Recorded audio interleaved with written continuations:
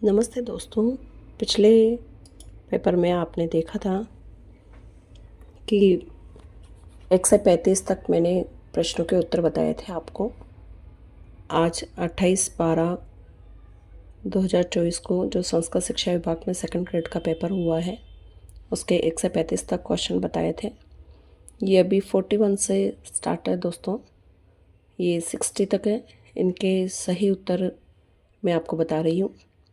ये किसी के पहले से टिक करे हुए निशान हैं दोस्तों, तो ये ज़रूरी नहीं कि सभी के उत्तर सही हों। तो चलिए टाइम ख़राब नहीं करते हैं दोस्तों, शुरुआत करते हैं। 41 नंबर से अपन स्टार्ट करेंगे दोस्तों। 41 नंबर का क्वेश्चन है, उपभोक्ता संतुलन के संबंध में निम्न में से कौन सा कथन सही है। उपभोक्ता संतुलन के संबंध में निम्न में से कौन सा कथन सही है।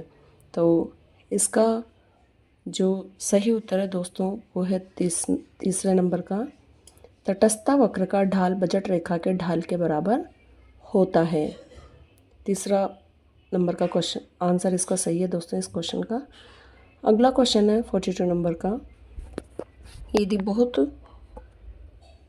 अधिक मुद्रा बहुत कम सामान का पीछा करती है तो इसके परिणाम स्वरूप होने वाली मुद्रास्फीति कहलाती है। तो दोस्तों ये क्या कहलाती है, इसका सही उत्तर है मांग प्रेरित मुद्रास्फीति। इसका सही उत्तर है दोस्तों मांग प्रेरित मुद्रास्फीति। अगला प्रश्न दोस्तों, यदि सरकार X वस्तु पर उत्पाद शुल्क लगाती है तो क्या होता है दोस्तों, इसमें वस्तु X का पूर्ति वक्र बाईं तरफ विवर्तित हो जाएगा। इसका सही उत्तर है दोस्तों 1 नंबर पे, वस्तु X का पूर्ति वक्र बाईं तरफ विवर्तित हो जाएगा। अगला प्रश्न दोस्तों 44 नंबर का, निम्न में से किस परिस्थिति में सरकार के बजट का प्राथमिक घाटा शून्य होगा। किस परिस्थिति में सरकार के बजट का प्राथमिक घाटा शून्य होगा। तो दोस्तों इसका सही उत्तर है 4 नंबर का, जब राजकोषीय घाटा ब्याज भुगतान के बराबर है। इसका सही उत्तर ये है दोस्तों। 45 नंबर पे जो क्वेश्चन है, भारत में मुद्रा पूर्ति का निम्न में से कौन सा माप सर्वाधिक तरल है। इसका सही उत्तर है दोस्तों M1। 46 नंबर पे अगला प्रश्न है दोस्तों, निम्न में से कौन से कथन केन्स के उपभोग फलन के बारे में सही है। नीचे दिए गए कूट का उपयोग करते हुए सही उत्तर चुनिए। पहला है दोस्तों, मौद्रिक उपभोग मौद्रिक आय का स्थिर फलन है। सेकंड में है, उपभोग की सीमांत प्रवृत्ति MPC धनात्मक तथा 1 से कम होती है। थर्ड है दोस्तों, दीर्घकालीन MPC अल्पकालीन MPC से अधिक होती है। फोर्थ है, आय बढ़ने पर APC घटती है तथा MPC APC से कम होती है। इसका सही उत्तर है दोस्तों इसमें सेकंड, थर्ड और फोर्थ तीनों कथन सही हैं दोस्तों। तो इसका सही उत्तर होगा फोर्थ, केवल सेकंड, थर्ड तथा फोर्थ सही हैं। अगला क्वेश्चन है दोस्तों इसमें 47 नंबर पे, भारतीय परिप्रेक्ष्य में निम्न कथनों पर विचार करें। M2 = M1 प्लस बैंकों के पास सावधि जमा। M3 को समग्र मौद्रिक संसाधन भी कहा जाता है। इसका सही विकल्प चुनें कि क्या A और B दोनों सही हैं, केवल B सही है। A और B दोनों गलत हैं, केवल A सही है। तो दोस्तों इसका सही उत्तर है सेकंड नंबर, केवल B सही है। 48 नंबर पे है दोस्तों, मनरेगा के संबंध में निम्न कथनों पर विचार करें। A, इसकी शुरुआत 2006 में हुई थी। B, इसके तहत NREP और RLEGP का विलय कर दिया गया। हमें सही विकल्प का चुनाव करना है। इसमें से A और B दोनों गलत हैं, केवल A सही है। A और B दोनों सही हैं, केवल B सही है। इसमें दोस्तों दूसरे नंबर का ऑप्शन अपना सही है कि केवल A सही है। 49 नंबर का क्वेश्चन है दोस्तों, निम्न में से उस सही विकल्प का चयन कीजिए जो सतत विकास लक्ष्यों की संख्या, इसके पोषण के वर्ष और लक्ष्य उपलब्धि वर्ष को क्रमशः दर्शाता हो। तो दोस्तों इसका सही उत्तर आएगा तीसरे नंबर का ऑप्शन 17। सतत विकास लक्ष्यों की संख्या 17 है, इसके घोषणा के वर्ष 2015 है और लक्ष्य उपलब्धि वर्ष 2030 है। तो इसका तीसरे नंबर का जो ऑप्शन दिया हुआ है वो बिल्कुल सही है। क्वेश्चन नंबर 50, बेरोजगारी की सामान्य स्थिति यह भी कहलाती है चक्रीय बेरोजगारी, छिपी हुई बेरोजगारी, घर्षणात्मक बेरोजगारी, खुली बेरोजगारी। दोस्तों इसका सही उत्तर आएगा घर्षणात्मक बेरोजगारी। 51 नंबर का क्वेश्चन है दोस्तों, सूची 1 का सूची सेकंड 2 से मिलान करें और इनके नीचे दिए हुए कूट का उपयोग करते हुए सही उत्तर का चयन करें। सूची 1 में दिया हुआ है समांतर माध्य, माध्यिका, बहुलक।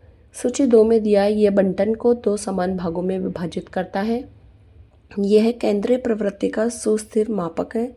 यह श्रेणी का सर्वश्रेष्ठ प्रतिनिधि मूल्य है। तो दोस्तों इसमें सही होगा, पहले वाले में जो सही होगा वो है सेकंड। समांतर माध्य जो होता है ये केंद्रीय प्रवृत्ति का सुस्थिर मापक होता है।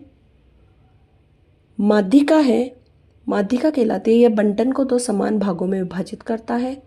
और बहुलक है, ये श्रेणी का सर्वश्रेष्ठ प्रतिनिधि मूल्य होता है। तो दोस्तों इसका सही उत्तर होगा 4।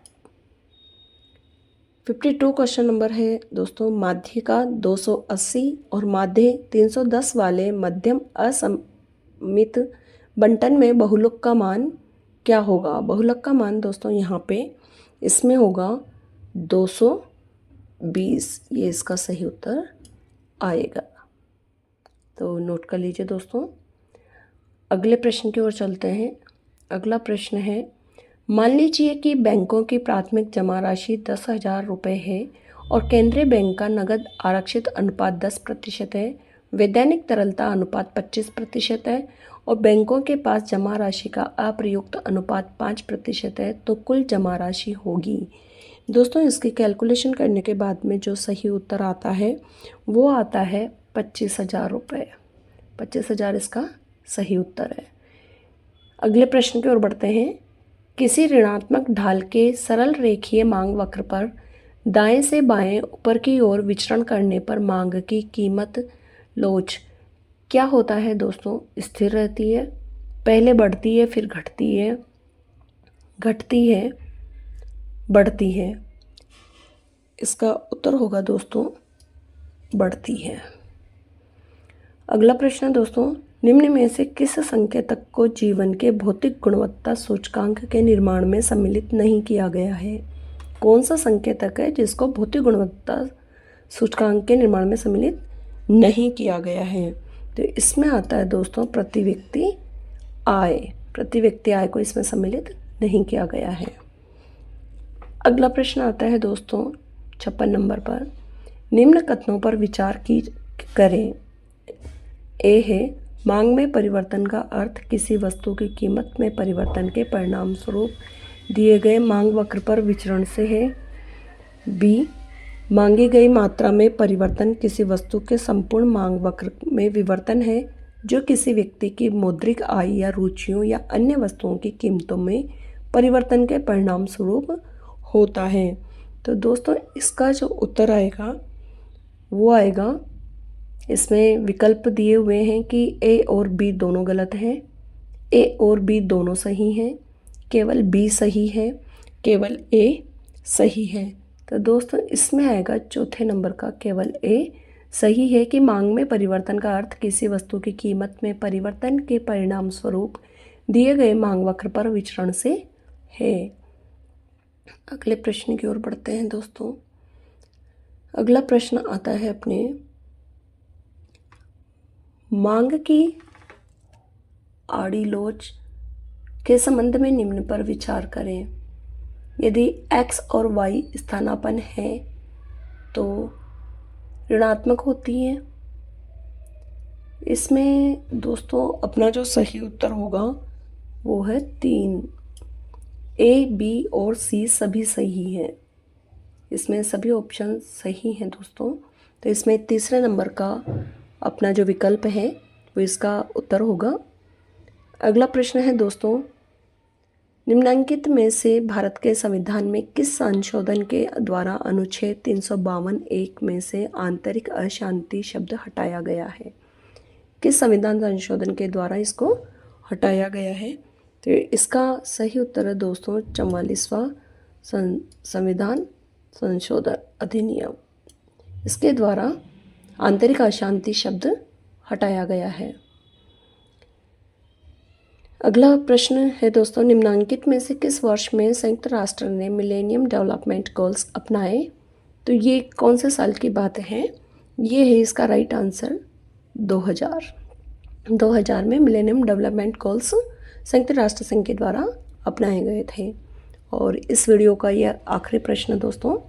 अगले प्रश्नों के उत्तर जानने के लिए मेरे साथ बने रहिए, मेरे चैनल को सब्सक्राइब कीजिए। आगे आने वाले प्रश्न पत्रों के भी आपको उत्तर प्रोवाइड करवाए जाएंगे वहाँ पर, तो आप मुझे फॉलो करना नहीं भूलें। और इस वीडियो का ये आखिरी प्रश्न है दोस्तों। इसके बाद अगले वीडियो में आपको बाकी के प्रश्नों के उत्तर बताए जाएंगे। इससे पहले जो वीडियो मैंने अपलोड किया था उसमें आपको 1 से 35 तक के प्रश्नों के उत्तर बताए हैं, जो कि बिल्कुल सही है। इस प्रश्न की ओर बढ़ते हैं दोस्तों। आमंड और पॉवेल के अनुसार निम्नलिखित में से कौन से राजनीतिक व्यवस्था के निर्गत हैं? पहला है दोस्तों विनियामक निर्गत, दूसरा है संचय निर्गत, तीसरा है वितरणी निर्गत, चौथा है प्रतीकात्मक निर्गत। इसमें से कौन कौन से सही हैं दोस्तों, वो अपने को देखने हैं। तो इसमें आमंड और पॉवेल के अनुसार जो राजनीतिक व्यवस्था के निर्गत हैं वो विनियामक भी हैं, संचय भी हैं, वितरणी भी है और प्रतीकात्मक भी है। यानी दोस्तों चारों सही हैं। तो इसका अपना ऑप्शन 4 नंबर सही है, जिसमें विकल्प में दिया गया है तो कि 1, 2, 3 और 4 चारों विकल्प इसके सही हैं दोस्तों। और आपका बहुत बहुत धन्यवाद पूरा वीडियो देखने के लिए। धन्यवाद।